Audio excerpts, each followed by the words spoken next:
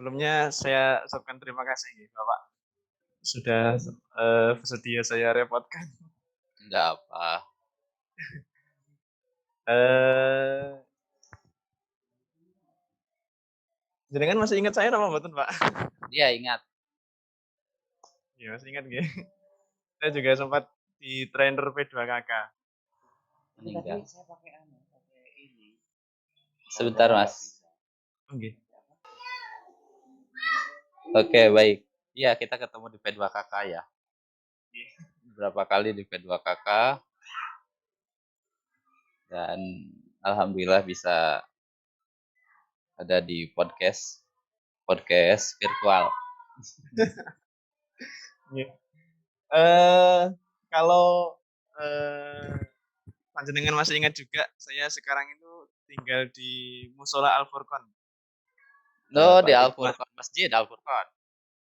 Al Furqon yang Al Furqon yang di perumahan The Green Pavilion. Panjenengan dulu pernah ngisi traweh di sini, pernah ngisi kultum Oh, juga di di Green sini. Pavilion, iya.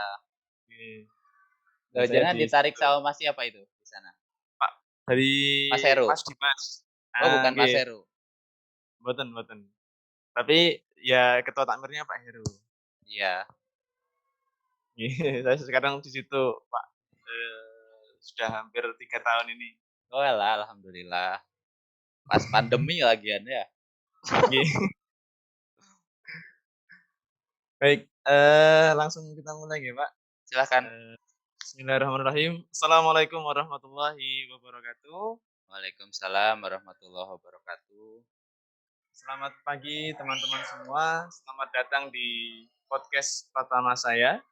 Podcast ini ya belum ada namanya ya, karena podcast ini yang pertama, kemudian juga podcast ini dibikin karena tuntutan tugas dari salah satu mata kuliah yang saya tempuh di kampus.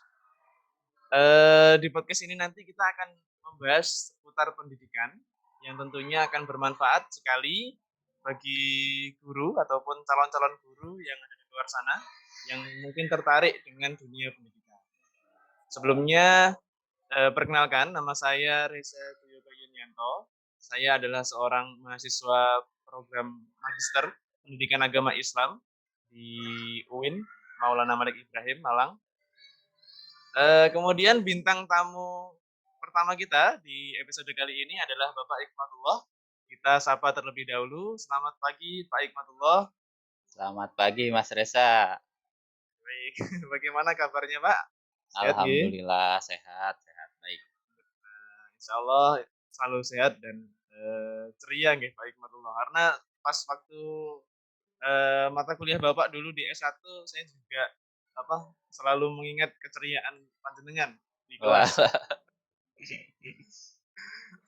Baik, sedikit perkenalan tentang Pak Hikmatullah. Beliau ini adalah seorang guru PAI di SDN 3 Kalisongo Malang sejak tahun 2010 dan sekaligus dosen di Fakultas Agama Islam, mata kuliah Aplikasi Studi Islam dan AIK sejak tahun 2007.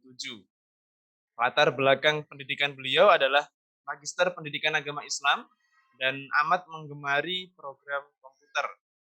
Waktu kuliah S1 dulu, Pak Hikmatullah sempat mengikuti saya sempat mengikuti mata kuliah beliau, yakni ICT untuk pembelajaran PAI yang tentunya membahas tentang teknologi dan media yang digunakan sebagai media pembelajaran PAI. Dan selama saya mengikuti mata kuliah beliau, saya mendapatkan banyak ilmu tentang media-media kreatif yang dapat digunakan dalam pembelajaran. Supaya apa? Ya supaya pembelajarannya lebih menarik, supaya pembelajarannya lebih interaktif dan menyenangkan. Maka dari itu, pada episode kali ini kita akan mengangkat tema yakni pembelajaran kreatif dan inovatif untuk memajukan pendidikan Indonesia. Tapi sebelum itu, tentu kita juga penasaran tentang perjalanan karir beliau. Gimana sih kok bisa ada seorang dosen kemudian sekaligus menjadi guru di tempat yang lain. Baik, mungkin yang pertama Pak Hikmatullah bisa diceritakan sedikit tentang perjalanan karir Bapak di dunia pendidikan. Oh, terima kasih. Mungkin saya itu orang yang, eee, apa ya, keliru jalan mungkin gitu ya. Karena saya tidak ada niatan sebetulnya masuk jurusan keguruan. Saya ketika itu masuk jurusan, sastra Inggris pengennya begitu. Jadi Wow. bahasa Inggris. Tapi ya alhasil ternyata di akhir detik-detik, apa, mau kuliah, ada tawaran dari UMM begitu, beasiswa untuk masuk prodi PAI jurusan Tarbiyah. Jadi itu keinginan ayah dan ya insya Allah dengan bismillah ya saya kuliah di Fakultas Agama Islam jurusan Tarbiyah. Jadi saya masuk dan lulus sampai 2003 kuliah, lulus 2007 dan langsung diminta untuk bantu-bantu di fakultas. Sehingga saya ngajar ya 2006, 2007 sudah ngajar. Kalau 2005 mungkin masih menjadi asisten di lab dengan Ustadz Haris begitu, lab bahasa Arab. Tapi 2007 saya udah punya jadwal dan kelas tersendiri. Kalau misalnya kenapa saya ngajar, ya mungkin ada istilah buah tidak jatuh tidak jauh dari pohonnya begitu ya. Karena bapak ibu saya juga guru, kebetulan adik-adik saya gak ada yang mau jadi guru. Jadi dari 3 bersaudara, saya yang nyantol jadi guru, meneruskan kiprah bapak ibu saya di Tasik, Jawa Barat sana. Adik saya yang kedua bisnis, sedangkan adik yang ketiga ada di perusahaan pembuatan obat di Jakarta begitu ya. Jurusannya yang dua itu gak ada bau guru-gurunya begitu ya. Yang satu mikrobiologi, S1, S2 sama sehingga dia di farmasi pembuatan obat di labnya. Dan adik yang kedua itu bisnismen, dia pebisnis dan saya yang pertama meneruskan kiprah bapak ibu. Katanya harus ada satu yang nyantol jadi guru kalau bapak ibunya guru. Yaitu saya mungkin ya. Juga ngajar dan ngajar pertama memang saya di kampus 2010 baru 2009 mungkin saya ikut tes CPNS pertama kali dan ya kecantol di sana ya mungkin nggak bisa lagi juga mutasi atau pindah karena CPNS-nya daerah, saya di daerah Kabupaten Malang, ya mungkin muter-muter se-Kabupaten Malang saja, kalaupun itu rotasi dan mutasi. Jadi ngajar di kampus dulu, baru 2010 di sekolah dasar gitu, ngajar PAI. Nih, kok bisa punya relasi dengan UMM bagaimana Pak Iqbalullah? Relasi dengan UMM, mungkin ketika itu ya saya hobi di komputer.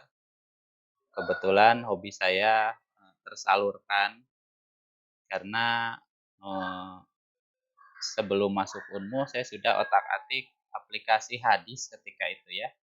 Jadi kutubu tis'ah mausu'ah itu saya lebih suka itu dan beberapa dosen ternyata senang juga dengan aplikasi itu sehingga saya diminta untuk membuat modul kira-kira semester 5 atau 6 saya membuat modul mungkin modulnya masih ada di lab saya modul hadis gitu sedangkan Mas Faruk Tripauji modul tafsir untuk aplikasi yang berbeda.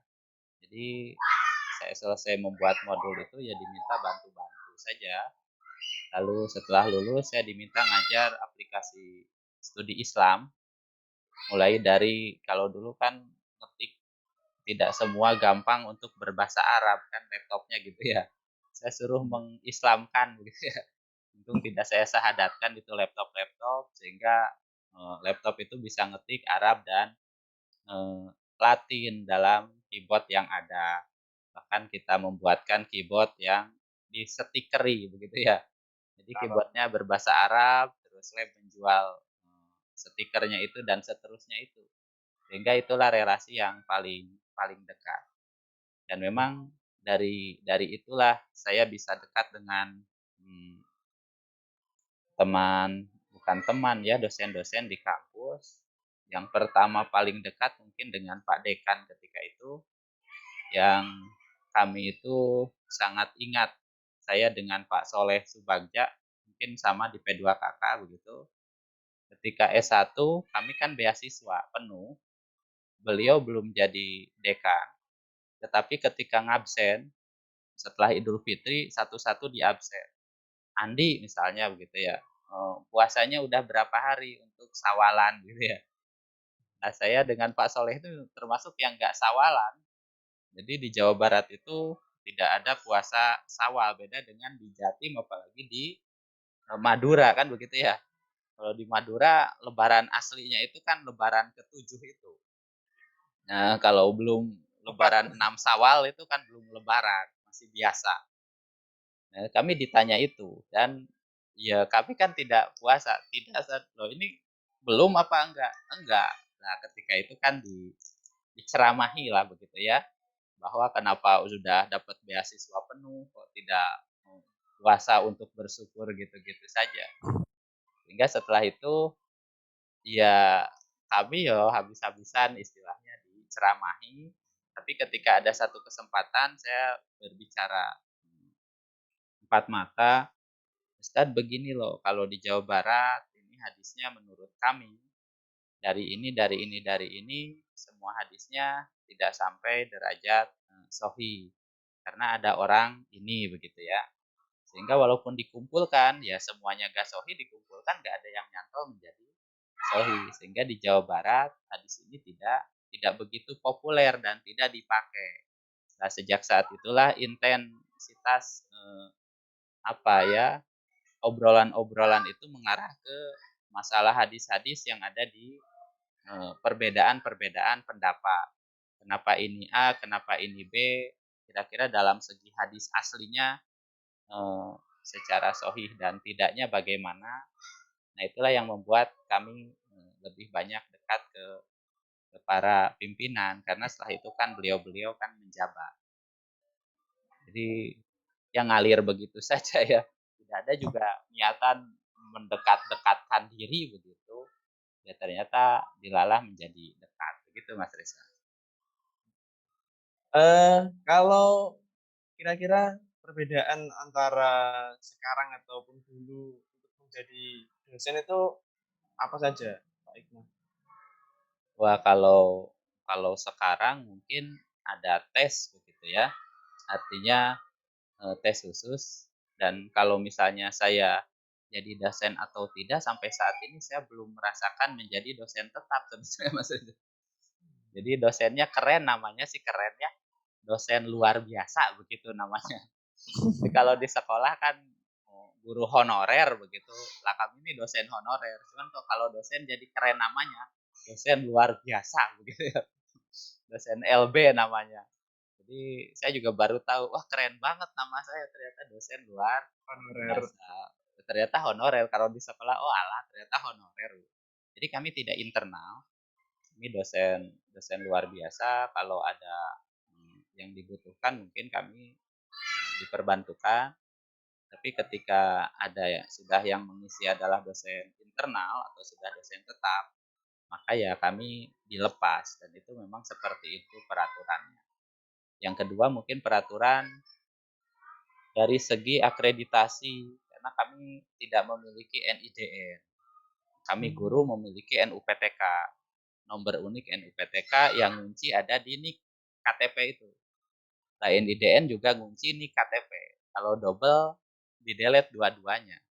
Sehingga itu beberapa hal yang beda zaman, tergantung juga dengan kecanggihan data yang tertata sehingga tidak memungkinkan lagi nyabang menjadi dosen tetap di universitas dan menjadi guru tetap. Kalau hanya dosen dan gurunya tidak masalah, tetapi ketika ada sertifikasi dan kedetek di aplikasi bahwa NIK yang sama dipakai dengan dua nomor unik yang berbeda, maka akan di-delete dua-duanya, tidak bisa mendapatkan salah satunya. Berarti panjenengan iku yang tetap yang guru nggih, Pak? Bukan Guru yang jelas Ji. Kalau guru tetap CPNS iya. daerah begitu istilahnya. Jadi di bawah bupati. Tapi kalau yang dosen, dosen LB itu, dosen luar biasa. Luar Eh, biasa. nggih. Kemudian cara membagi waktu panjenengan bagaimana, Pak? Ketika mungkin dihadapkan pada satu waktu menjadi dosen dan satu waktu yang lain menjadi guru. Itu bagaimana gitu? Pasti sangat sibuk sekali gitu. Sibuk dan tidak mungkin dari kebiasaan ya. Saya pernah dapat dari Kiai Nurul Humaidi. Dia Oh, Pak. mengatakan, kenapa ada orang yang bisa punya anak 11. Dia bingung ketika itu, beliau bingung, kok ada yang bisa ya sampai punya anak 11 atau 9 sampai 11 itu. Beberapa temannya sampai segitu. Saking bingungnya gimana mengurus anak dengan sebanyak itu, dia langsung memberanikan diri bertanya. Ternyata jawabannya simpel. Ternyata ketika punya anak 11 itu tidak langsung blek 11 dalam seketika. Ternyata satu-satu. Satu-satu. Ya, sampai ada 11 itu. Nah, barulah saya pahami. Oh, berarti kesibukan kita juga tidak seabrak langsung seketika sebetulnya. Ya, ada A, ya kerjakan, B, begitu ya, dan seterusnya. Kenapa saya menganalogikan ke Putra 11? Karena bagi sebagian orang kan bingung begitu ya. Nanti lama-lama juga, oh ternyata bisa aja. Yang 11 juga bisa tidak langsung seketika, tapi by proses. Itu yang pertama. Yang kedua, kemungkinan saya pelajari otak laki-laki dan perempuan sedikit berbeda. Sedikit berbedanya gini.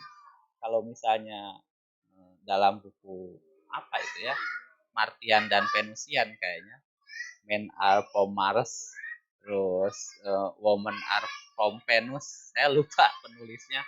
Tapi buku itu berbahasa Inggris. Tapi kira-kira artinya begini. Kalau perempuan memikirkan dan mengerjakan suatu hal, itu kerja otaknya semuanya bareng. Jadi mengerjakan bareng, misalnya saya sekarang sedang ada di SD nih. Otak saya kalau laki-laki, kalau perempuan, maka dia pun memikirkan rumah dan memikirkan kampus. Karena dia juga dosen, misalnya begitu ya. Tapi Oh, ketika jelas. laki-laki, ternyata ketika dia ada di sekolah, dia bisa fokus ke sekolah itu dan menutup pikiran-pikiran untuk berada di tugas di Rumah. kampus dan tugas di rumah. Dan ketika pindah geser ke kampus, maka dia fokus di kampus. Ketika dia ke rumah, maka dia fokus di rumah. Nah, konon laki-laki seperti itu karena kekurangannya dia tidak multitasking. Dia tidak bisa masak sambil ngerjakan ngetik begitu ya. Atau masak sambil cuci piring dan di belakangnya ada mesin cuci yang muter yang harus nah begitu ya. Laki-laki Oke. pasti akan terbengkalai, gosong atau sebagainya. Jadi kalau perempuan bisa. Nah, itu mungkin bisa disebut kelebihan atau kelemahan perbedaan laki-laki dan perempuan. Sehingga dalam membagi tugas bagi saya, mungkin saya karena laki-laki ya, saya duduk di posisi mana, maka saya bisa memposisikan diri, ya saya berada di sana. Jadi kurang paham juga apakah itu bisa digeneralisir atau hanya perasaan saya sendiri. Kalau sibuk, ya sibuk. Makanya kadang saya ada waktu hari Minggu agak repot. Artinya Minggu waktu keluarga. Family time begitu. Kadang saya akan kesulitan kalau malam Minggu dan hari Minggu itu. Hari Ahad. Kadang ada yang Minggu jadi gak boleh loh ya. Ahad. Bahasa itu nggih, Pak. Soalnya jadi Ahad nggih.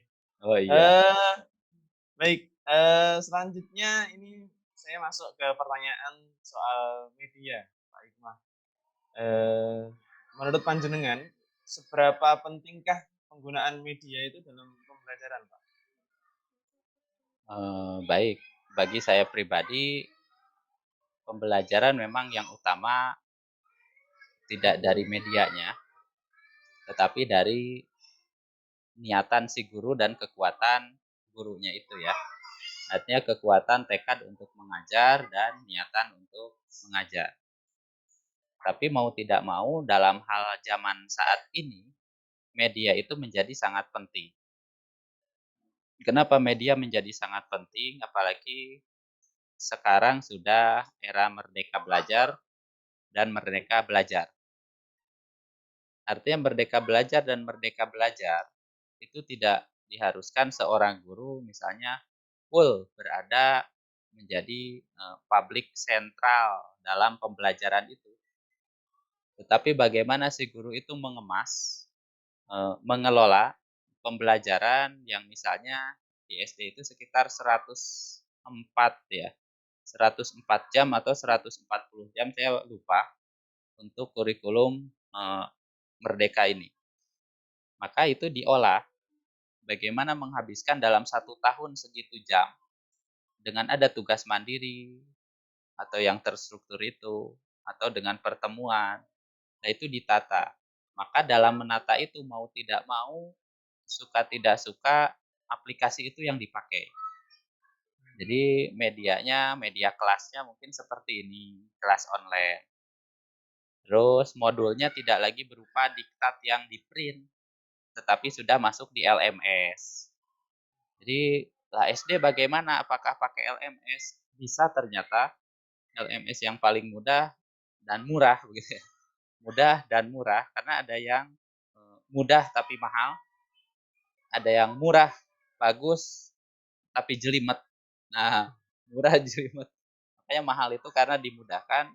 Mungkin Google Classroom itu lebih lebih cocok di handphone manapun mudah diinstal untuk modul ya. Artinya modul misalnya hari Senin tugas anak ini mengumpulkan atau belum, Selasa. Jadi kita bisa nata dalam 1 semester seharusnya udah 1 tahun kalau memang diterapkan merdeka merdeka belajar dan merdeka mengajar.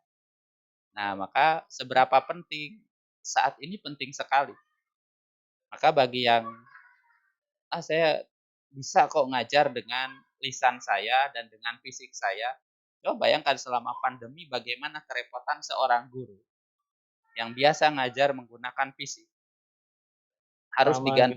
digantikan dengan aplikasi yang mau tidak mau hanya WA yang dia bisa misalnya. Maka ngajarnya lewat WA itu, tugas lewat WA. Kadang bisa sekarang sudah record audio dan video untuk tugas gitu ya. Nah, tetapi untuk aplikasi WA seperti itu kan kurang maksimal. Tetapi dia juga paham, saya tidak menguasai ini, tapi WA lah yang kita miliki. Nah, maka ketika pandemi itu beberapa teman-teman mengadakan kegiatan-kegiatan yakni saling sharing, sharing media pembelajaran dan yang lainnya karena sangat monoton sekali. Syukur-syukur mungkin Mas Reja tidak mendapati ya dosen yang ngajar WA gitu ya. Ada, Pak. Tugas oh ada, Masya Allah. Ada. Iya, artinya saya di sekolah SD seperti itu banyak. Jadi tugas bahkan kerjakan halaman sekian sampai sekian lalu dipotokkan tugasnya. Langsung dinilai ada. Ada yang lebih kreatif dari itu. Jadi fotonya dilingkari yang salahnya, disetripi pakai aplikasi. Nah, itu kan dikasih lope dan sebagainya. Itu kan senang ya, ada feedback dan seterusnya. Ada juga yang langsung masuk ke nilai. Jadi banyak hal yang memang pandemi ini ada keuntungan dan ada kekurangannya. Tinggal kita bisa ngambil enggak manfaat dari sesuatu itu. Kan tidak mungkin Allah mengadakan sesuatu itu tanpa ada kebaikannya. Maka kebaikannya mungkin disrupsi dalam bidang pendidikan sangat kentara begitu ya. Mungkin yang namanya Zoom yang kita pakai ini, dia tidak berpikir bahwa traffic melonjak sebegitunya begitu ya.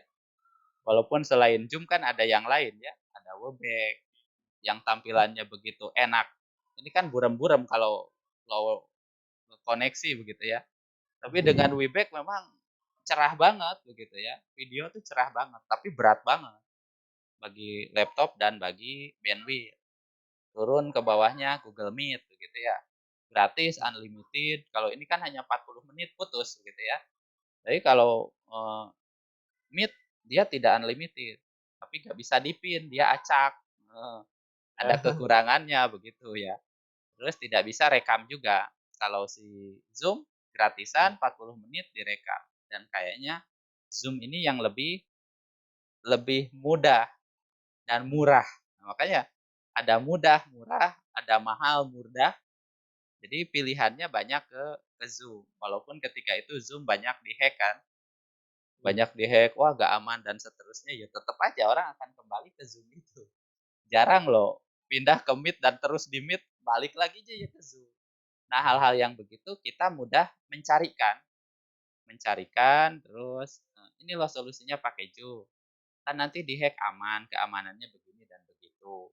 Annotation dikunci. Kan kadang kita presentasi ada yang nyorat-nyoret kan. Berarti lupa si admin tidak mengunci annotation bahwa hanya host atau co-host yang bisa diberikan hak untuk coret-coret di dinding terus dan yang lainnya. Itu Tapi bisa baru kelihatan nggak, Pak?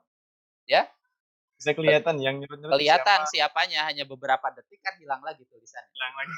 Hilang lagi. Lah host kan nggak memperhatikan itu sebetulnya. Host siapa yang rame di mute kan gitu ya. Oke.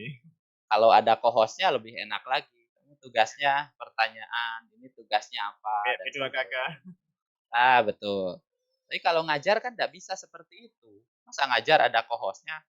Emangnya Iya. profesor kan kami biasa-biasa aja di SD. Di SD kan anak-anak senang sekali pakai Zoom, bisa nyoret-nyoret, bisa apa begitu. Lalu lupa ngunci dan sebagainya. Jadi Oke. penting sekali Mas Reza, mau tidak mau untuk saat ini dan ke depan kelas nanti online. Jadi Pak Nadim ini dalam 3 tahun ke depan kalau sudah kurikulum merdeka, jadi bukan hanya kurikulumnya, platformnya juga ternyata ada platform khusus. Mulai dari penilaian, RPP, dan sebagainya dalam satu pintu, yaitu Merdeka Belajar itu. Jadi nilai semuanya sudah dalam satu sistem. Jadi tidak hanya secara secara apa pemikiran bahwa ini kurikulum baru, kurikulum merdeka dalam tataran pelaksanaan dan teknis itu sudah disiapkan sebetulnya. Tinggal kita mau ngejar atau tidak. Bagi yang tidak mau ngejar kan berbeda ya. Kalau zaman dulu misalnya ada pelatihan, diinstruksi dari pusat. Ini ada pelatihan dari pusat begitu. Dari pusat turun ke Kanwil, ke provinsi, dari provinsi turun ke daerah. Dari daerah kan milih orang, nunjuk. Siapa kenal, jadi dia ditunjuk kan begitu.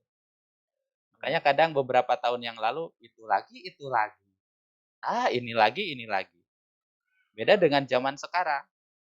Di-share, silahkan yang mau ikut daftar. Nah, begitu ya. Daftar, ada tes. Loh, si ini kok ikut si ini? Wah, si itu kok nggak ikut. Ini kan mulai tertata. Kalau dulu ada mungkin sekolah favorit dan sekolah biasa saja.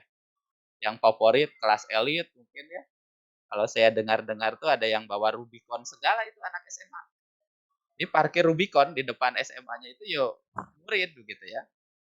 Tetapi sekarang dengan adanya pemerataan, tidak ada kelas elit-elitan tapi zonasi, itu kan terasa. Saya kalau misalnya dapat di sekolah elit, nilainya jelek, tinggal telepon orang tuanya, tolong dilesi. Bagi orang tua yang seperti saya, lah anak saya sekolah di sana tuh biar pinter kok saya yang harus ngelesi, nggak usah sekolah. Itu hal yang sangat absurd menurut saya kan ya. Iya, Nah, iya. maka ketika sekarang diloskan begitu, ternyata sekolah elit itu elit, tapi di belakang zona itu adalah orang-orang biasa, bahkan di bawah standar keelitan begitu ya. Itu gurunya juga beberapa saya obrol itu mumet Pak sekarang Pak. Waduh susah-susah. Jadi biasa nyaman gurunya itu ya. Sekarang dapat siswa yang tidak biasa Oh, mudah begitu ya untuk diajak lari cepat misalnya. Nah itu mumet sendiri. Ada kesan tersendiri bagi guru tersebut. Nah hal-hal ini di Merdeka Belajar mungkin nanti mulai gurunya siapa yang mau dan bisa itu bisa melejit dengan cepat. Tapi siapa yang tidak mau itu akan sedikit tertinggal. Sepertinya begitu sistem untuk yang sekarang ini. Maka kalau Mas Reja nanti di S2 mempelajari kurikulum terbaru ini walaupun masih prototipe, tapi kurikulum Merdeka ini sudah mulai dijajaki. Ini udah angkatan ketiga untuk sekolah yang mengadakan kurikulum Merdeka. Bisa mulai masuk ke mana kota lebih awal ya, kabupaten baru. Tapi Kota Malang sudah angkatan pertama. Jadi kalau Mas Reja lihat, oh mana sih sekolah kota yang ada kurikulum Merdeka, terus bisa ngobrol di dalamnya apa itu kurikulum Merdeka, semerdeka apa itu kurikulum, begitu kira-kira. Nanti terasa, oh benar-benar dimerdekakan. Nah itu harus punya apa tadi kalau kata Mas Reja seberapa penting kan mulai dari aplikasinya, media-media yang ada itu, tentu itu akan sangat banyak digunakan. Bahkan nanti siswa kalau tidak punya, itu sekolah juga harus menyiapkan, sekolahnya yang harus menyiapkan. Sehingga banyak hal yang dikurangi harusnya dari sekolah itu, biaya-biaya yang non online begitu, dipindah ke untuk peruntukan masa depan online, misalnya kesediaan server buat ujian, kesediaan internet yang stabil dengan jaringan yang mengcover seluruh sekolah. Itu sudah mulai ditata dari sekarang sebelum didok, wajib semua gelagapan. Wah, kemudian kalau ada guru yang istilahnya dia itu nggak mau belajar soal media atau tentang perkembangan zaman, itu solusinya bagaimana ya Pak? Kan ada sih yang panjenengan bilang tadi, saya nggak mau saya tak ngajar secara fisik aja atau paling mentok belajar soal WA. Nah, akhirnya ya ya monoton, tetap monoton. Nah, itu solusinya bagaimana, Pak? Solusinya bagi yang mau bantu harus bantu. Tidak semua mau bantu, karena ada orang yang saya bisa tapi pas-pasan untuk sendiri dan saya pun kerepotan kan begitu ya. Bagi yang punya kelebihan waktu dan kelebihan bisa bantu, maka itu harus bantu. Ada ladang pahala di sana. Ketika yang kesulitan terus bisa Anda bantu dan dia lebih mudah, maka ini keurusan guru agama ya. Satu ladang pahala selama dia menggunakan apa yang kita bantukan itu kan. Nah, maka dari itu monggo diadakan komunitas-komunitas. Bagi saya komunitas itu lebih lebih pas daripada mengikuti pelatihan-pelatihan di luar. Jadi awal pandemi itu maaf di sekolah saya sendiri begitu, saya adakan pelatihan bagaimana WA tidak mudah penuh. Itu kan simpel ya bagi sebagian Iya. orang, tapi besar bagi orang lain ternyata. Bisa jadi simpel bagi kita. Itu hal sepele begitu. Tapi ternyata bagi orang lain itu hal yang sangat wah. Sehingga Membantu. waktu iya wah, lah Pak WA kenapa mudah penuh dan seterusnya. Ya bayangkan saya guru agama, pegang 6 kelas. Tiap kelas mulai absen foto, tugas foto, video, foto, video, foto, video. Sampai reset ulang kan handphone kita kalau tidak iya Kayak reset gitu ya, reset Pak. sendiri. Hang Bisa terus hang. kembali ke apa? Settingan pabrik kan. Nol lagi semuanya. Data-data Oh, nol lagi. sampai Dia setting itu ya, Pak? pabrik. Iya. Handphone Saya itu baru canggih tahu malah. sekali. Makanya beda dengan laptop komputer kalau habis buka dia harus tutup aplikasi kan. Si Iya, laptop kalau terus tidak, di biarkan aja di belakang, di background aplikasi banyak, tapi dia tidak akan mengurangi atau sampai bikin hang tuh enggak. Yang bikin hang itu kalau sudah memori penuh sekali. Nah, maka awal itu, Pak ini mudah penuh, ayo kita taruh di Google Drive. Maka foto hmm, itu dia terlinkkan ke Google Drive. Kenapa tidak diaktifkan Google Foto untuk upload, begitu ya? Maka, alhamdulillah untuk foto dan video teratasi. Masuk ke Google Drive. Waktu itu Google Drive masih gratis fotonya. Nah, ternyata mungkin setelah pandemi membludak juga harus bayar kan. Hanya dikunci 15 giga. Dulu unlimited, foto dan video itu unlimited.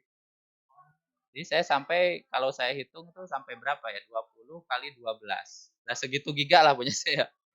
Di yang biasa, bukan di yang berbayar ya, di yang gratisan. Dan itu di luar Gmail. Nah, yang sekarang kan masuk ke Gmail. Jadi setiap orang hanya boleh upload video dan foto serta email ya 15 giga itu. Jadi dipermudah. Oh, ternyata iya Pak, sekarang tidak mudah hang dan seterusnya. Yang gitu. Terus fotonya tidak otomatis download. Dia diaktifkan kalau kita klik baru download. Hal gitu sepele bagi kita sebagian orang milenial yang generasi kelahiran tahun 90 kan. Saya tahun 80 lahirnya.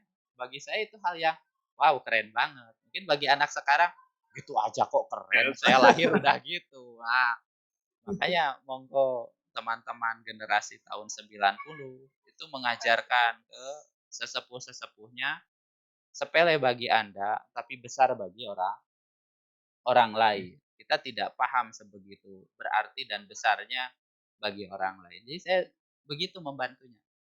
Lalu dilanjutkan dengan ayo soalnya ada Google Form, ada kuisis. Nah, ayo belajar kuisis. Jadi setelah pulang sekolah kita belajar kuisis, bikin akun semua, terus satu orang bikin kuisis, presentasi, lalu ke anak-anak di grup itu.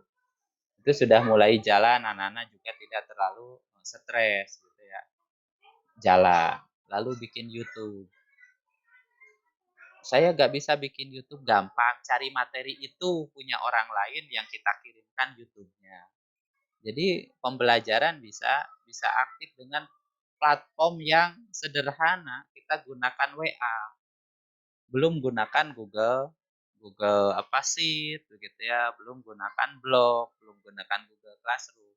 Tapi kita harus melihat, tidak bisa semuanya disamaratakan kan begitu. Mungkin satu sekolah ada yang bisa ngejar, ada yang nggak bisa ngejar. Lah yang nggak bisa ngejar gimana? Eh, saya tidak bisa nyamakan dengan kuliah ya. Mungkin Mas Reja pernah kuliah sama saya suruh berenang semuanya, kan begitu ya. Ada yang cepat kucuk-kucuk sampai alhamdulillah dia harus bantu temannya. Ada yang dia bisa dengan sendirinya tapi gak bisa bantu orang. Ada yang termengap-mengap saya tarik dikit tapi masih bisa renang sampai akhir. Ada yang yuk tenggelam ya saya angkat kan begitu. Ya gak mungkin saya dorong juga saya angkat. Nah itu semuanya saya maklumi dan saya pahami. Itu teman-teman kuliahan. Apalagi teman-teman guru yang sudah banyak pikiran di rumah, di luar aktivitas, organisasi. Maka cara bantunya juga berbeda Mas Reja. Kalau saya sarankan bikin komunitas tetap. Komunitas belajar sekolah atau tingkat gugus 2 sekolah, 5 sekolah, atau tingkat kecamatan, atau KKG, MGMP. Itu tidak usah jadi nama besar, tidak. Tapi beberapa contoh teman-teman itu, beberapa kecamatan ada sinau bareng. Tiap hari Rabu belajar, si A bisa apa? Oh iya, ngikut lewat Zoom karena hanya Zoom yang bisa mempertemukan di zaman pandemi ini kan. Mas Reja gak pakai masker kan? Saya juga Sudah gak nggak pakai masker karena sudah boleh gak pakai masker kan. boleh. Oke. Tapi intinya komunitas itu penting Mas Reja. Jadi komunitas itu ada yang maaf ya, ada yang dia bisa tapi ketika mau membagikan dia gak punya panggung. Nah kita beri panggung. Ada yang saya mah gak bisa ngasih tapi saya pengen nerima terus. Nah ada yang pengen belajar terus. Nggak ada Monggo Mas guru. Reja di kuliahan bikin komunitas di pasca itu. Saya yakin di pasca Mas Reja banyak hal yang baru kan. Mulai platform baru apa, aplikasi apa. Sebentar ya, Pak Utmat rapat dulu ya. Masih rapat.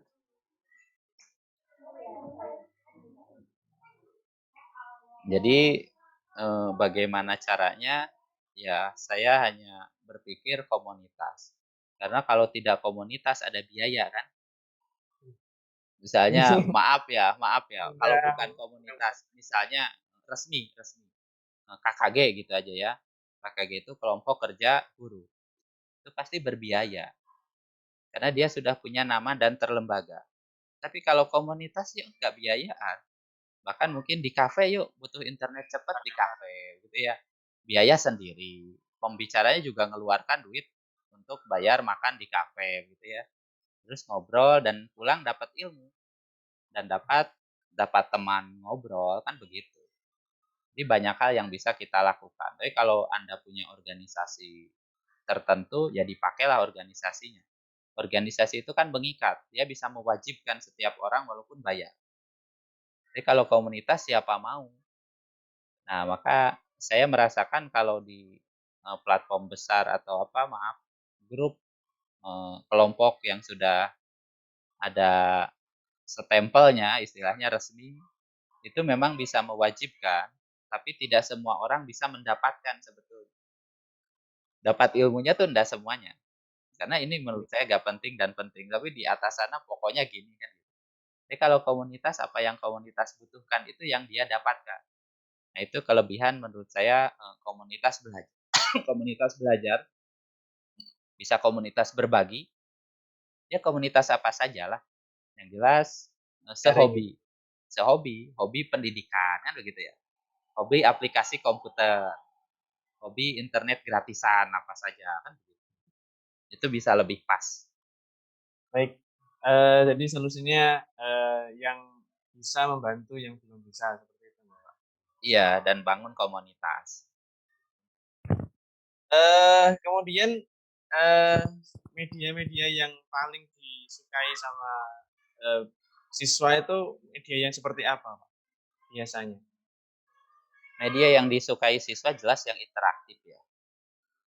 Jadi interaktif itu misalnya YouTube apakah interaktif atau tidak? Ini pertanyaan yang kadang orang YouTube kan satu arah, Pak. Parah. Satu arah, tidak. YouTube bisa dua arah. YouTube itu bisa dua arah. Cuman masalahnya apakah sinkron atau asinkron.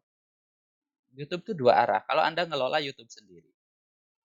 Ada beberapa contoh YouTube saya itu yang ketika ngajar misalnya, ayo absen padahal saya uploadnya kan tidak live begitu ya.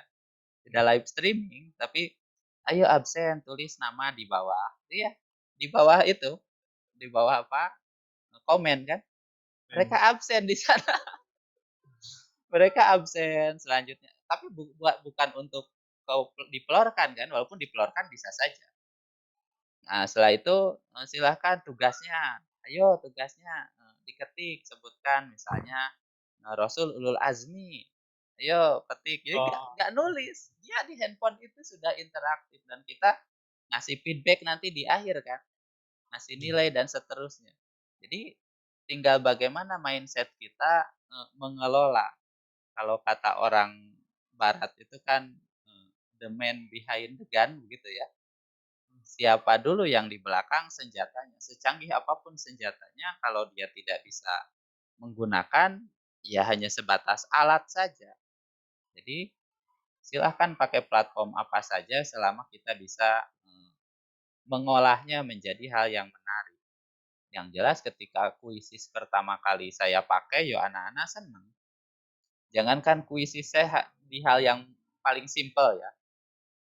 Saya pernah ke suatu tempat, saya nyari colokan saja itu harus dari kantor guru ke kelas coba. Berapa kali kabel olor. Karena di kelas gak ada colokan listrik. Terus saya mau masang LCD begitu. Sebentar ya Mas. Mohon maaf, terima kasih. Jadi ketika itu seperti itu. Dan ketika kita mau nyalakan LCD tidak kuat, sehingga anak satu kelas itu nonton di laptop, hanya nonton video di laptop. puasa di laptop Ipin Upin untuk satu kelas tentang puasa itu lah ya. Itu menyenangkan. Anak ya, coba anak sekarang dikasih. Dia rame sendiri. Dia sudah tidak pas lagi kalau hanya dikasih tidak interaktif. Ayo nonton video nabi-nabi kartun. Enggak senang. Beda zaman. Lah yang begitu dulu senang, mungkin tempat lain tidak. Dulu Anda ngajar pakai PowerPoint di SD itu gagah banget bagi anak SD juga.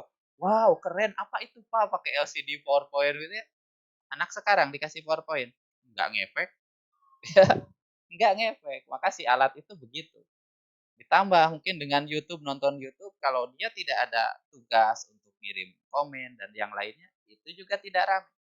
Tidak akan bagus, tidak akan menarik. Maka bagaimana seorang di belakang itu sebetulnya yang mengelola bagaimana pembelajaran. Makanya guru itu kan, iya dia pengelola kelas ya, dia pengelola dan sebagainya, berat sekali tugas bagi seorang seorang guru. Karena setiap hari kalau terus-menerus menonton. Ya, apalagi SD, kelas 1 sampai kelas 6 ketemu lagi, apalagi guru agama. Gurunya kan satu-satunya itu. Maka hal-hal yang begitulah yang harus kita cari bagaimana lebih menarik dan sebagainya. Kayak Manjada Wajada, film apa itu ya? Manjada Wajada sambil motong kayu itu. Iya, Lima menara, oke ya. Lima menara itu menarik kan di awal. Makanya saya katakan akan menarik di awal, tapi Anda terus-terusan kayak gitu kan bosenin juga, paham ya? Nah, maka ketika saya kasih itu rame udah berkurang, saya kasih kuisis juga rame berkurang. Terus mungkin nanti dikasih aplikasi apa lagi, bahkan saya sudah mulai menggunakan Padlet itu rame di awal. Jadi kalau diskusi anak-anak jadi harus dua aplikasi ya. Dia buka Zoom, dia buka Padlet, tugasnya silahkan diskusikan di Padlet. Padletnya saya share screen, kan seneng. Nama saya ada dan seterusnya itu.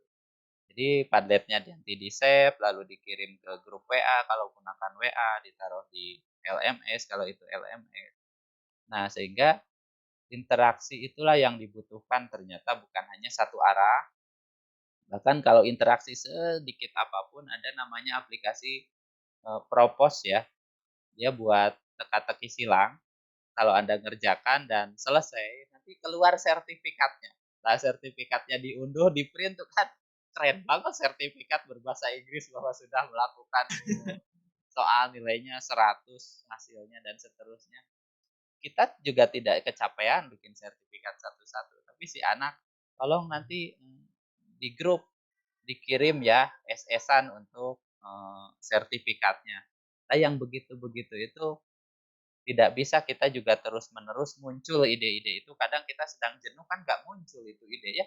Jadi ngajar ya biasa, tapi ketika ide-ide itu muncul, anak-anak lebih antusias, kita capek mungkin ketika menata kelas bagaimana rencana. Kayaknya ketika kelas saya waktu itu Mas Reja bukan perencanaan ya?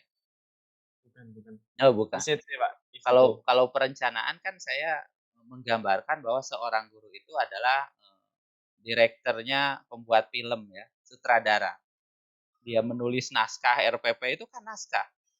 Apakah Anda salam dulu atau buka pintu dulu atau naruh tas dulu? Itu kan sudah saya harus muncul di RPP itu. Misalnya, kalau mau RPP itu tidak sampai salam, absen enggak gitu. Membuka pintu. Wow gitu ya. Apakah ketika membuka pintu nongol itu assalamualaikum atau jalan dulu ke bangku terus naruh tas terus baru assalamualaikum? Yang gitu harus ditata sedemikian rupa sehingga sampai orang lain membaca naskah RPP ya. Naskah RPP kita itu, oh nanti saya akan melakukan ini. Jadi kita bukan naskah buat diri sendiri, tapi ketika ada guru pengganti datang, terus kita lihat, ini RPP saya untuk hari ini, dia baca, dia akan bisa melakukan apa yang kita pikirkan. Nah, harusnya kan seperti itu. Sehingga sampai akhir bisa jadi. Nah, itulah tugas guru. Nata bagaimana sedemikian rupa, bagaimana salam, tugas, menyapanya bagaimana, ice breaking-nya apa, dan seterusnya. Sampai nanti akhir pertanyaan apakah menyenangkan belajar hari ini, apa yang kamu dapat, refleksi, dan seterusnya itu tertata, maka secapek-capeknya guru ketika si murid antusias, itu hilang capeknya. Tapi kalau muridnya juga lesu dan kitanya juga makin lesu, udah capek lah gitu ya. Akan terasa tuh capeknya lebih daripada yang seharusnya. Jadi begitu mungkin Mas Reja yang bisa saya gambarkan. Eh, kalau seandainya ada siswa yang kemudian dia itu gurunya udah menyiapkan media-media yang interaktif seperti itu, nggih. Tapi siswanya ini terkendala oleh fasilitas, bagaimana, Pak? Kami kejadian waktu itu Ramadan. Ramadan itu kami buat laporan Ramadan online. Jadi kalau sholat dia harus ngeklik sholat, Gitu. puasa, ngaji apa tidak pakai Tawen aplikasi. gitu, nggih. Jadi ada beberapa yang tidak bisa. ya mau tidak mau kami print, dia dapat print-printannya itu. Tetapi untuk yang kasus satunya lagi, ada guru yang mempunyai kelebihan handphone, bukan kelebihan rezeki ya, kelebihan handphone menganggur begitu. Maka saya baru kepikiran, oh iya donasi handphone lebih pas. Mungkin ada handphone yang menurut kita dijual juga gak laku begitu ya. Dijual 150 juga susah yang minta ampun, gratis juga gak mau. Lah apa tidak didonasikan saja. Maka kita buka donasi handphone bekas layak pakai waktu itu. Jadi bukan baju layak pakai ya, handphone bekas layak pakai. Oh, handphone saya waktu itu pakai apa? Sony Sony Z3. Mahasiswa saya itu sudah lebih canggih daripada handphone dosennya kan begitu ya. Maka saya yakin banyak tuh handphone bekasnya itu yang kira-kira dijual tidak ada artinya, tetapi masih bisalah untuk buka YouTube, buka aplikasi pembelajaran. Nah, itu diberikan. Jadi kami sampai donasi handphone waktu itu. Ya gimana lagi ya, sekolah kami sekolah mepet kota. Ternyata mepet kota itu berat juga ya. Jadi kota enggak, tetapi ya kota betulan hanya 100-200 meter sudah kota Malang. Tapi perbatasan kabupaten. Nah, itu kesulitan kami secara ekonomi dan yang lainnya ada hal yang berat sehingga tidak mudah membalikan telapak tangan kalau kita online dengan aplikasi semuanya mudah dan nyaman. Tidak, banyak hal juga yang bisa kita renungkan dan harus digali lebih dalam lagi apakah semuanya bisa berjalan lancar apa tidak. Nah, yang tidak lancarnya bagaimana menyiasatinya. Mungkin begitu Mas Reza. Hmm. Masya Allah ya Pak, sampai donasi handphone. Oh, Saya bukan baru saya, tahu. guru lain. Gimana? Saya ada kelebihan nih Pak Hikmat handphone. Oh iya dikasihkan apa dipinjamkan? Ya dipakai saja. Akhirnya dikasihkan juga sih. Karena dia Hmm. adik kakak ya, satunya di SMP sama juga kesulitan dan dengan handphone itu bisa belajar maksimal. Ya insya Allah lah pahala ladang pahala juga dari handphone itu. Masya Allah. Eh, Kalau tadi panjenengan bilang bahwa kita itu harus bisa membentuk komunitas belajar, komunitas yang istilahnya saling sharing untuk membuat media atau sharing tentang ilmu membuat media itu. Nah, sebenarnya sekolah itu ikut atau perlu nggak sih Pak istilahnya andil dalam membuat komunitas itu, maksudnya sekolah itu atau instansi pendidikan itu perlu melakukan pelatihan sampai guru-guru yang di sekolah itu paham apa enggak seperti itu. Wajib, Jadi wajib nih. wajib. Sekolah ada dana dan ada kewajiban untuk itu. Ada dana pengembangan guru.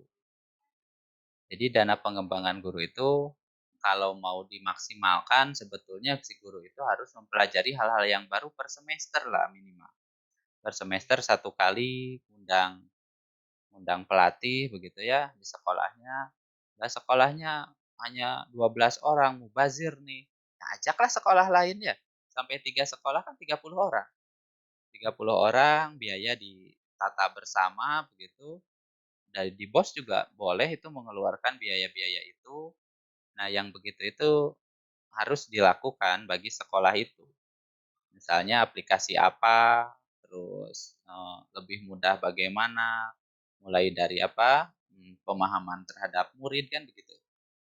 Terus pemahaman di materi, pemahaman di aplikasi, banyak yang bisa kita ambil baik itu pedagogiknya mungkin yang ditingkatkan, teknik mengajar ya, atau secara profesionalnya. Jadi kalau misalnya sekolah harus melakukan, wajib mau undang-undangnya harus mengadakan itu. Jadi peraturannya memang harus mengadakan pengembangan pengembangan, It- guru. Minimal berapa kali Pak dalam semester?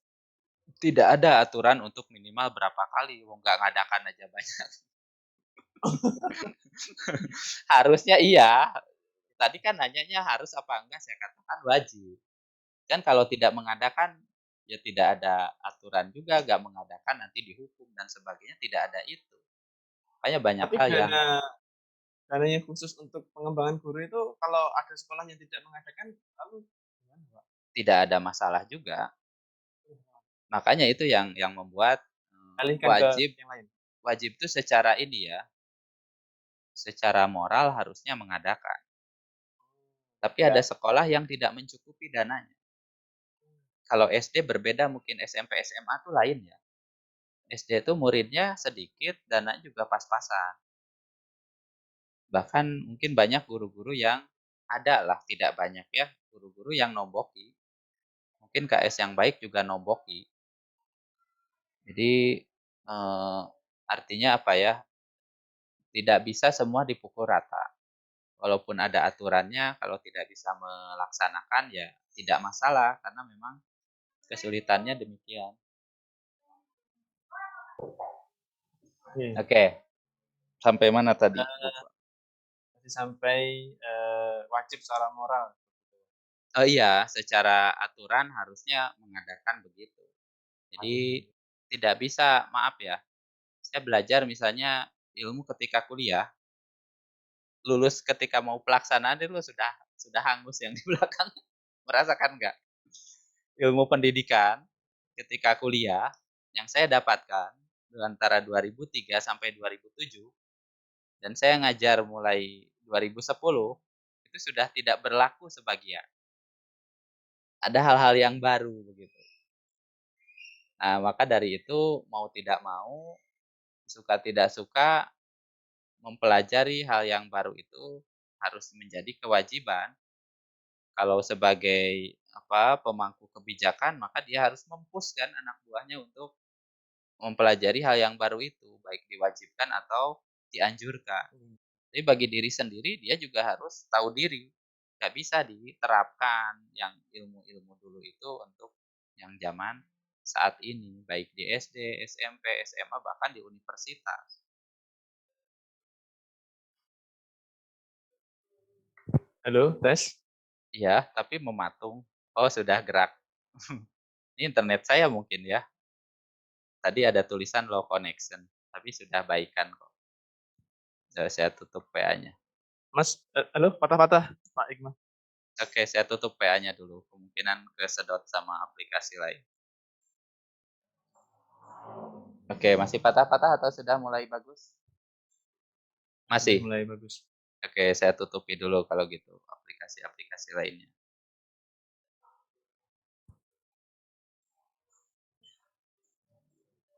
Baik. Oke, sudah. Alhamdulillah, Pak. Sudah.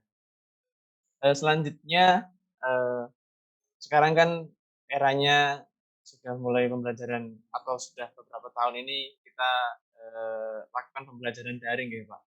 Nah, kalau menurut panjenengan sendiri, kesulitan apa yang panjenengan alami itu ketika menerapkan suatu media ketika pembelajaran daring seperti ini? Terus ketika pembelajaran itu apakah medianya yang panjenengan sampaikan itu efektif atau tidak? Nih, gitu Pak. Oke, Yang pertama terima kesulitan. kasih. Jadi pertama kesulitannya apakah media yang sudah kita rancang itu bisa dipakai oleh mereka atau tidak. Kadang kita merancang media terlalu wah gitu ya. Ternyata aplikasi HP mereka tidak sanggup membuka media kita itu. Itu Contohnya pernah apa itu? kejadian. Kuisis. Ternyata ada Oh, HP yang sangat jadul banget, memang Android, ada WA-nya. Ya hanya bisa dipakai WA titik dan YouTube. Selain itu tidak bisa. Artinya Google Chrome-nya sudah jadul kan begitu ya. Makanya saya minta, oh kalau gitu linknya kirim ke kakaknya, ke adiknya, ke paman, ke bibi nanti ngerjakan di handphone mereka. Itu salah satu kesulitan. Jadi bukan hanya punya HP atau tidak. Setelah punya HP, HP-nya mumpuni atau tidak. Yang kedua kuota. hmm, Mau tidak mau kuota yang dari pemerintah iya ada. Tapi sebelumnya kan nggak ada ya. ya. Maka saat itu SD kami membuka hotspot. Jadi kalau SD lain mungkin masih pakai WiFi ya. WiFi itu kan harus tahu passwordnya terus masuk begitu ya. Sekolah kami walaupun sekolah kecil murid di bawah 100 begitu, kami sudah buka hotspot. Jadi selama jam dinas, ya kami pakai dengan kuota kami. Setiap orang ada kuotanya, sedangkan di luar itu user tamu kan. Hanya tulis password tamu, nama, username tamu, dia bisa internetan lah. Kalau YouTubean bisa lancar banget. Kan kalau download dan upload dia sedikit terkendala karena kecil bandwidth-nya. Nah, kita pikirkan, oh ternyata dari duhur sampai besoknya lagi, itu mubazir si internet di sekolah nganggur.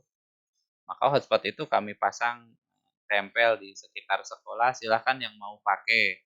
Usernya tamu, ininya passwordnya juga tamu, boleh dipakai. Sehingga satu kesulitan mereka minimal dipermudah lah, tinggal mepet ke sekolah begitu ya, terus dapat sinyal walaupun sekolah dikunci, tapi kan antena saya taruh di luar sehingga siapapun bisa pakai itu. Itu kesulitan kedua dari akses bandwidth ya.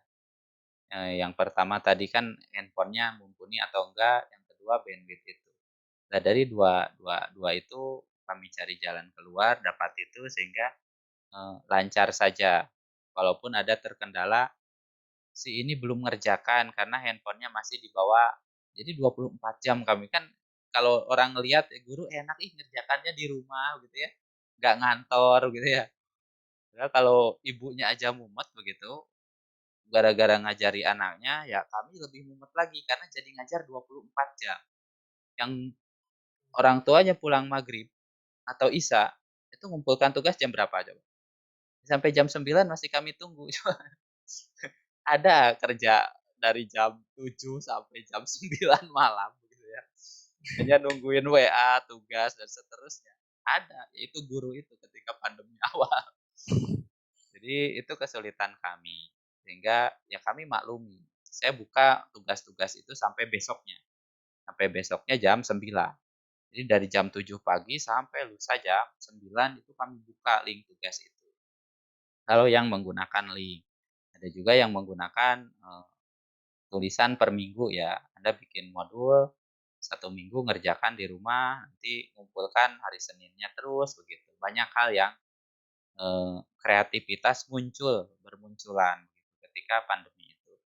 Itu kesulitan saya dan itu cara mengatasinya karena mau tidak mau dulu pandemi katanya hanya 6 bulan, oh lebaran juga terbakar sama Ramadan. Oh, teman-teman di RSUMM ini panjang kayaknya ya saya lebih percaya itulah. Walaupun didoakan terus-menerus kan tidak seketika kita punya mukjizat doanya manjur kan begitu ya. Ternyata cukup panjang juga toh pandemi itu dan itulah merubah mindset berbagai guru sehingga aplikasi dan juga media pembelajaran dan cara pembelajaran banyak berubah mungkin. Walaupun sudah tatap muka tetap banyak berubah ke yang lebih aplikasi ya. Baik itu materi, baik itu kelasnya atau LMS-nya itu lebih menguasai hampir semua guru atau pendidik baik guru maupun dosen itu sekarang lebih melek. Apa itu LMS udah apa tuh LMS gak aneh lagi kan. Oh LMS itu beginilah begitu ya. Manajemen pembelajaran yang tersistematik misalnya begitu. Jadi begitu Tapi mungkin Mas Adi. sejauh ini efektif nggak Pak? Sejauh ini cukup efektif. Saya tidak bisa mengatakan, saya belum pernah ngetes ya efektivitasnya dengan hasil angka. Tapi yang saya pahami kalau efektif tatap muka dengan sekarang tentu tidak saya katakan tidak bisa 100% seefektif kalau sebelum pandemi ya. Mau tidak mau, maaf, ada anak itu yang tulisannya bagus, ya artinya tulisan bagus tuh anak kelas 1, kelas 2 ya tulisannya gitu-gitu itu ya. Nulis terus rapi, tapi ketika ujian kok gak bisa nulis, gak bisa baca. Menurut saya ada hal yang iya, karena kita ngajar itu kan bukan hanya teach ya. Kalau hanya teach, ngajar, YouTube dan Google itu lebih teach daripada guru, daripada saya. Tapi ketika ngajar selain teach kita juga butuh touch. Kita butuh megang, butuh nyapa, kontak mata, begitu ya, ngelus-ngelus kepala. Touch-nya itu nggak dapat, menurut saya. Jadi kalau misalnya Anda mengatakan seberapa keberhasilannya, ya khusus untuk pandemi atau pandemi dan di luar pandemi. Jelas di luar pandemi lebih dapat touch-nya. Tapi untuk pandemi, untuk teach mungkin bisa lah. Bisa saya katakan cukup efektif walaupun tidak bisa sempurna. Karena kita banyak yang nggak tatap muka, bahkan kelas 1 itu ya baru ketemu berapa kali begitu waktu itu ya. Tidak ketemu sama sekali sampai dia naik kelas, coba bayangkan. Ya tentu nggak ada touch sama sekali, kita hanya teach, teach, teach, yang mereka bisa lebih banyak dapat dari Google dan YouTube kalau mau.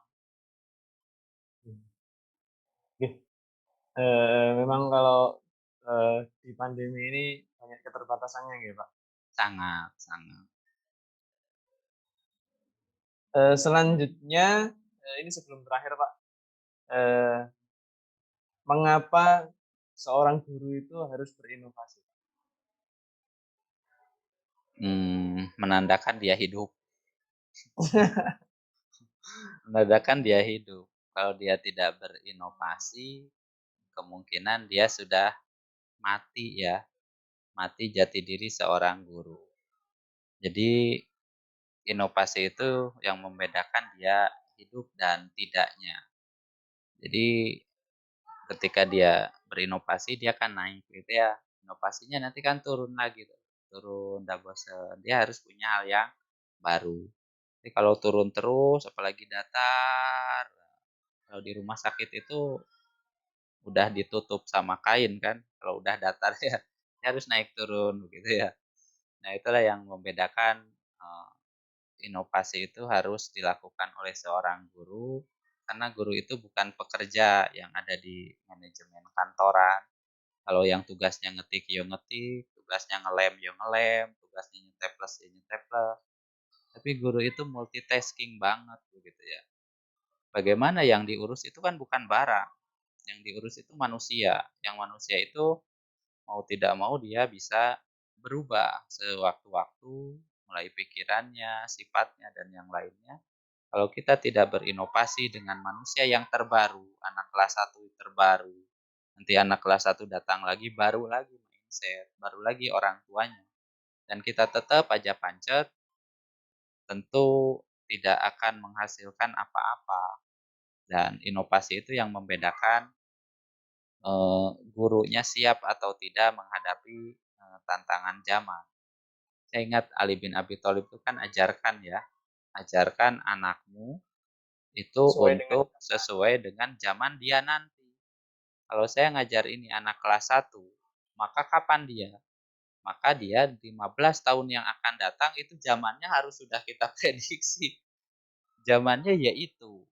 Jangan, zaman saya juga dulu berhasil tuh dipukulin pakai penggaris juga berhasil. Anda kan belum pernah dipukul penggaris sampai patah kan? belum Pak. Belum, berarti beda zaman. Kalau zaman saya apalagi di belakang saya kelahiran tahun 85. Jadi kalau ada guru bawa penggaris dan ganti patah karena ditangkis ya. Jadi ketika dipukul penggaris kayu itu kita tangkis cetak-cetak begitu sampai patah. Nah, itu nggak ada masalah pulang ke rumah. Oh, saya dipukuli. Nggak ada Sekarang yang berani lapor. ngomong ke orang tua. Sekali lapor ditambah sama sabuk paling sama orang tua gitu. Kamu nih malu-maluin aja bukannya menghormati guru dan seterusnya. Kalau zaman sekarang Anda nyubit polisi itu ya hitungannya. Lapor dikit tuh orang tuanya marah-marah. Itu yang membedakan. Itu juga harus kita eh, pahami bersama bahwa inovasi dalam hal pendidikan itu sangat luas.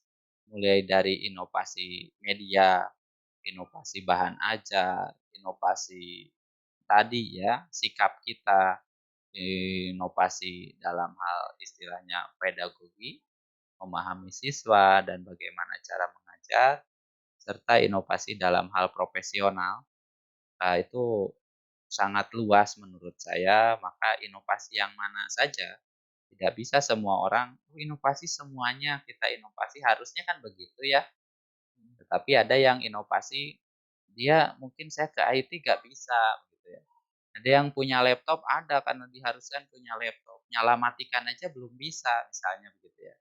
Tetapi beliau kalau ngajar kayak pendongeng begitu ya. anak-anak tuh kayak kesirep, diem semuanya, mendengarkan dengan tekun, terus nanti nanya dan seterusnya. Ya, dia inovasi punya hal itu. Mendongeng, ada komunitas pendongeng kan begitu ya. Saya kalau disuruh dongeng yo susah-susah gampang begitu, tapi ada orang yang ke sana. Nah, jadi jangan dipikir inovasi hanya sebatas, media canggih, internet, online, enggak. Jadi banyak sangat luas sekali inovasi dalam dunia, pendidikan. Saya yakin semua guru berinovasi dengan inovasi yang dia punya dasarnya apa, yaitu yang mungkin lebih lebih ditingkatkan. Jadi tidak bisa kita katakan, guru ini tidak berinovasi." Kalau yang mengatakannya guru, itu bisa saya ambil benarnya. Tapi kalau yang mengatakan bukan guru, saya pengen tahu saja selama pandemi bagaimana ngajar putra-putrinya di rumah, gitu aja. Kalau dia berhasil ya berarti saya acungkan 2 jempol. Jadi kalau stres karena dia jadi marahnya ke guru karena nggak bisa ngajar di rumah, ya biar paham lah guru tuh susahnya gitu. Ngajar di rumah anak berapa sih, maksimal 10 kan ya, rata-rata 1, 2 kan. Subhanallah. Lah iya, lah saya guru agama ngajar minimal 100 lah. Iya. Anak saya 100 berarti. Di kelas saja ada puluhan begitu.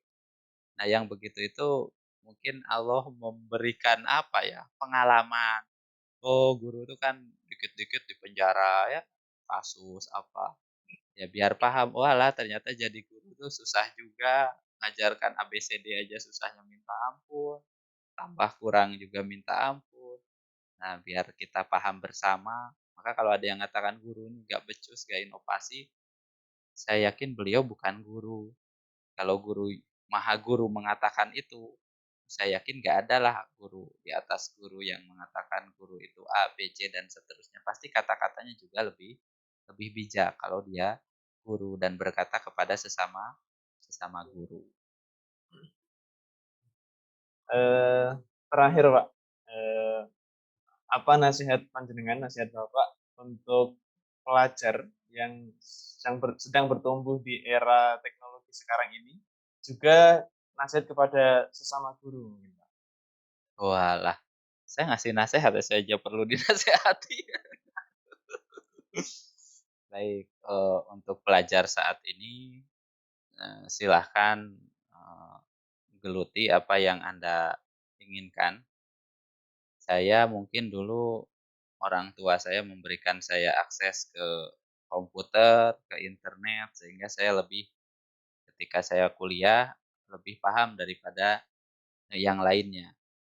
Karena hobi dengan yang kita kerjakan, itu akan lebih melesat hasilnya daripada yang kita kerjakan tanpa kita sukai. Jadi kalau misalnya ada internet dan yang lainnya, ya tidak usah takut karena itu adalah 2 pisau yang ada baiknya Anda pakai kalau untuk baik dan buruk kalau Anda pakai untuk kejahatan.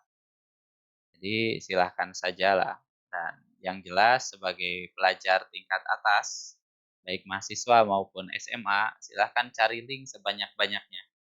Cari teman sebanyak-banyaknya, Anda tidak tahu teman-teman Anda yang saat ini itu apakah nanti ketika lulus dia bisa jadi seorang yang tokoh, orang penting dan seterusnya, dan itulah link Anda yang bisa Anda, pakai. Jadi cari link sebanyak-banyaknya, apalagi kuliah ya, Anda hanya kuliah mengandalkan IP 4 gitu ya, itu saya rasa bukan itu. Anda cari link di organisasi, siapapun itu, teman-teman Anda, relasi dan seterusnya, itu yang akan dipakai setelah Anda lulus sebetulnya. Ya kalau belajar, saya akui ya, Anda mungkin belajar di sekolah, di guru, itu Anda hanya dapat ngejar nilainya saja, tetapi secara pembelajaran mungkin Anda bisa lebih banyak dapatkan di Google, di YouTube. Tetapi guru itu mau tidak mau Anda hormati, karena ketika Anda menghormati guru, yakinlah berkah ada di dalamnya. Dan untuk teman-teman sesama seprofesi, sesama guru, saya paham bagaimana mumetnya era saat ini, era pandemi kemarin, beberapa tahun yang lalu, bagaimana mengajar stresnya dan sulitnya dengan kondisi yang kalau kita nge mungkin anak-anak hilang terus Anda tutup, mereka hilang juga sebetulnya. Jangan-jangan dari awal juga dia hanya hadir namanya saja, orangnya tuh ninggalin laptopnya, dan begitulah kira-kira ya. Maka mari kita belajar bersama, mau tidak mau, ya itu mungkin kita dibukakan untuk belajar lebih tentang aplikasi-aplikasi pendidikan yang kalaupun tidak tahu dan tidak mau tahu, harus bisa dan harus mau untuk belajar itu semua. Mari kita belajar bersama kapanpun itu, kita ikuti komunitas-komunitas yang ada atau membangun komunitas yang ada untuk perbaikan. Mau ada pandemi, mau enggak, belajar kita tetap jalan, kita terus menambah wawasan dan ilmu kita bagaimana caranya mendidik yang lebih baik daripada hari-hari sebelumnya. Kan jangan tetap aja. Kalau tetap aja katanya rugi ya kata Ali bin Abi Thalib ya. Kalau lebih buruk, ya Berburu lebih dari maka rugi berarti. Itu coba tetap aja rugi apalagi lebih buruk dari itu. Ya saya nggak bisa ngasih quote yang lebih lah, pokoknya begitulah ya. oke. Terima kasih banyak, saya sampaikan ke Pak Hikmatullah atas waktunya. Banyak sekali tadi pembahasan kita atau pembelajaran-pembelajaran yang saya tangkap dari panjenengan ya. Semoga yang Bapak sampaikan selama ternyata lama juga ya, Pak. Hanya 1,5 jam.